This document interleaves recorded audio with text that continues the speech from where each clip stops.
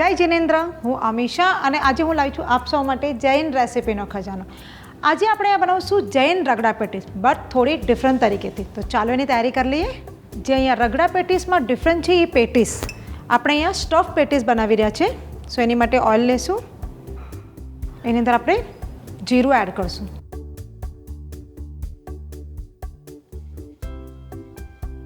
આપણું અહીંયા જીરું ગરમ થઈ ગયું છે. હવે આપણે અંદર ગ્રીન ચીલી એડ કરશું.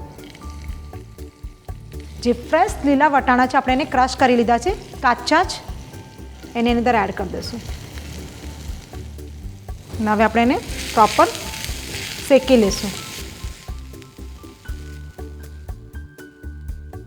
સો વટાણા આપણા કૂક થવા લાગ્યા છે. આની અંદર આપણે ફ્રેશ નારિયેળ એને એડ કરશું,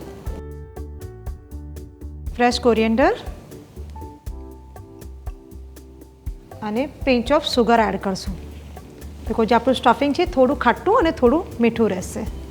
હવે આપણે અંદર લીંબુનો રસ એડ કરશું અને સ્વાદ પ્રમાણે મીઠું એડ કરી દઈશું અને એને પ્રોપર મિક્સ કરી લઈએ.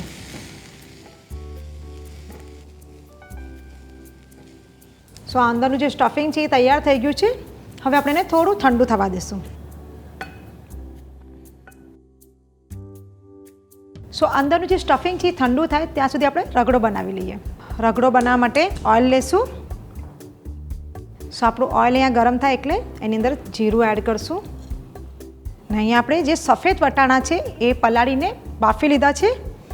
સો એની અંદર આપણે આ વટાણા એડ કરી દઈશું. Add water.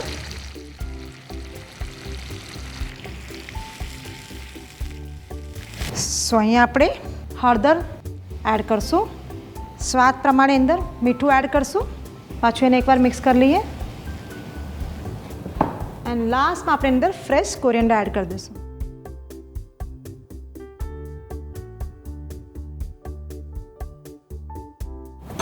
સો રગડામાં આપણે એક બોઇલ આવવા દઈએ. ત્યાં સુધી આપણે પેટીસની તૈયારી કરી લઈએ. અહીંયા કાચા કેળા બાફીને લીધા છે. સ્વાદ પ્રમાણે મીઠું એડ કરશું, થોડી હળદર એડ કરશું અને પિંચ ઓફ ગરમ મસાલો એડ કરશું. અને એને હાથથી આપણે મિક્સ કરી લઈશું. બીજી બાજુ આપણું વટાણાનું જે સ્ટફિંગ છે એ પણ ઠંડુ થઈ ગયું હશે.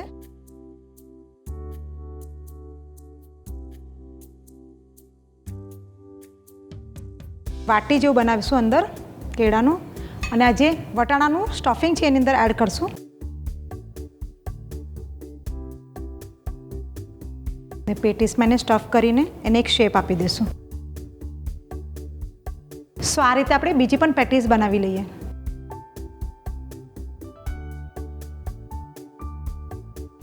સો એને ગરમ થવા દઈશું તાકી આપણી જે ટિક્કી છે એને આપણે એને સેલો ફ્રાય કરશું.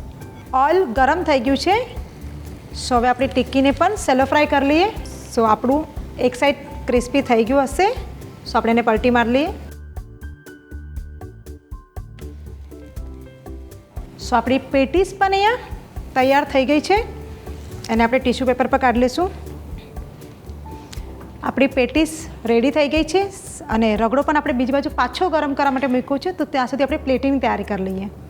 પેટીસ એડ કરશું, રગડો એડ કરશું,